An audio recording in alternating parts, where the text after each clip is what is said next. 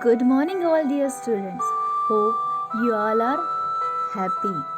My name is Neelam Thakur. Today I am going to teach you Hindi grammar. तो चलिए हम Hindi grammar के क्रिया पाठ का अध्ययन करते हैं. ठीक है, तो सबसे पहले हम क्रिया की परिभाषा देखेंगे कि क्रिया होता क्या है.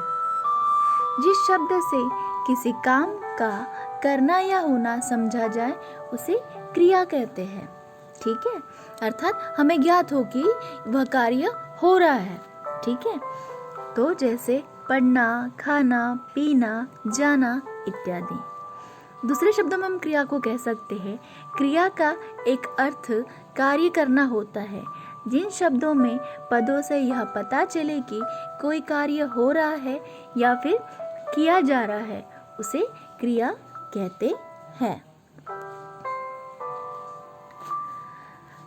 व्याकरण में कोई भी कार्य बिना क्रिया के पूरा नहीं होता. इसे भी व्याकरण का एक विकारी शब्द माना जाता है. इसका रूप लिंग, वचन और पुरुष के कारण बदलते हैं. प्रत्येक भाषा के वाक्य में क्रिया का बहुत महत्व होता है. प्रत्येक वाक्य क्रिया से ही पूरा होता है.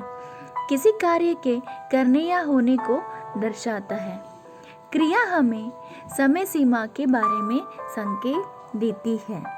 क्रिया के रूप की वजह से ही हमें यह पता चलता है कि वह क्रिया कब हुई है, अर्थात वर्तमान काल में हुई है, भूतकाल में हुई है या भविष्य काल में हुई है. यह क्रिया के द्वारा हमें क्या होता है, ज्ञात होता है. अब हम देखेंगे कि वाक्य में क्रिया का इतना अधिक महत्व होता है कि कर्ता या अन्य योजकों का प्रयोग न होने पर भी केवल क्रिया से वाक्य का अर्थ क्या हो जाता है, स्पष्ट हो जाता है. जैसे पानी लाओ, चुप बैठ जाओ, रुको, जाओ आदि. अर्थात इसमें मतलब क्रिया से ही वाक्य का अर्थ हमें क्या होता है, स्पष्ट हो जाता है. क्रिया का निर्माण धातु से होता है. जब धातु में ना लगा दिया जाता है तो तब क्रिया क्या हो जाती है, बनती है अधिकतर. जैसे खाना, पढ़ना, जाना, लिखना आदि. ऐसे कई सारे एग्जाम्पल्स हैं. एक ही वाक्य में कर्ता और कर्म और क्रिया को किस तरह पहचानोगे, यह आपको अब यहाँ देखेंगे. जैसे उदाहरण के लिए वेदांत फल खाता है, यह वाक्य है. अब इसमें हमें कर्ता, कर्म, क्रिया इनको पहचानना है. तो पहले देखो, पहला प्रश्न है कौन फल खाता है, वेदांत. तो वेदांत क्या हो गया, कर्ता. वेदांत क्या खाता है, फल. तो वो क्या हो गया, कर्म.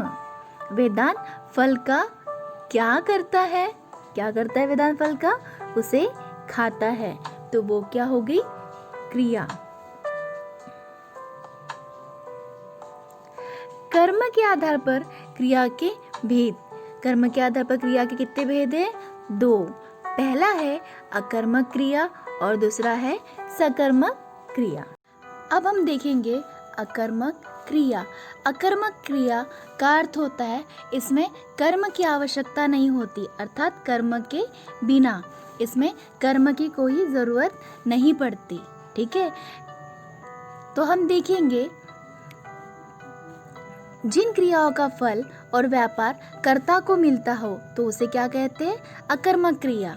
अर्थात इसमें कर्म की आवश्यकता नहीं होती.